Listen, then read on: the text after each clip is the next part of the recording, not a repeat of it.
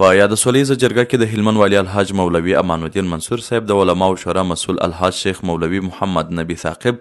د باباجي امنیه قومندان حاجي آغا جان، د ګرشک امنیه قومندان حاجي یاسر، د سنگین لیوا قومندان حاجي محبوب، یو شمېر مسؤلینو، علما کرامو او قومي مخورو ګډون کړی و.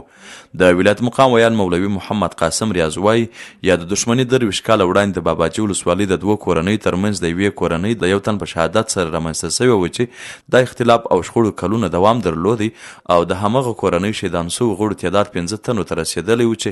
د کورنۍ غړي له آرام ژوند څخه بې برخې کړې وه. وروسته د باباجي ولسوالۍ امنیه قومندان د علما کرام او قومي مخورو په ملتیا سیمې ته ولاړی او هلته د سیمې له مشرانو او سپین ږیرو سره پرله پسې ناستې وکړلې. د موضوع په اړه څېړنې او پراخ بحثونه وسوه. د ستونزې پر حل لارو خبرې وسولې چې په وروستیو کې د منځګړو له لورې پرېکړه وسوه چې د مقتول کورنۍ به د قاتل کورنۍ ته عفوه کوي.